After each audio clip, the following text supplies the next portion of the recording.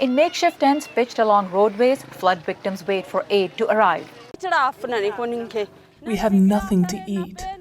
Our children call to us for food day and night. They were already fighting hunger and heat. Now they're also facing the threat of disease. As waters from Pakistan's worst flooding in years recede, cases of malaria, dengue, diarrhea, and skin infections are rising. Healthcare workers are seeing thousands of patients for mosquito and waterborne illnesses every day.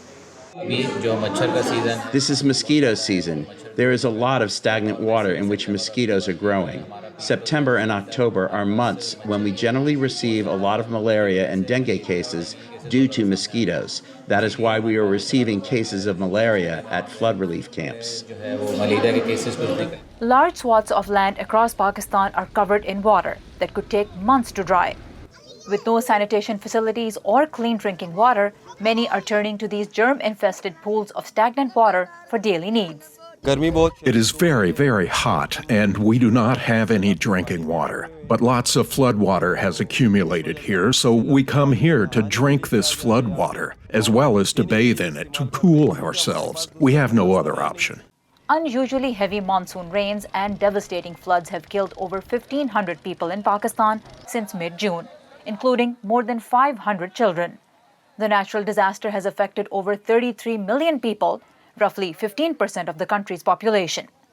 The spread of gastrointestinal diseases is adding to the death toll.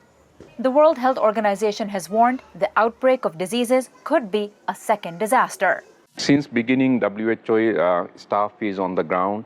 We visiting all the districts which have been affected and supporting with supply of medicines and other logistics. And also WHO staff was much involved with organizing mobile health camps. But with close to 2,000 health facilities damaged by rains and floods, the country's already weak healthcare system is struggling to serve the rising number of patients. Challenges are basically arising just because of the destruction of the roads, because they cannot travel so long from their Kalam to this area. This is, I think, the only health facility left here.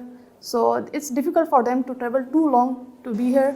Health officials are urging people to take precautions to prevent the spread of disease. But for those who have lost almost everything in floods, there's little protection. Sara Zaman, VOA News.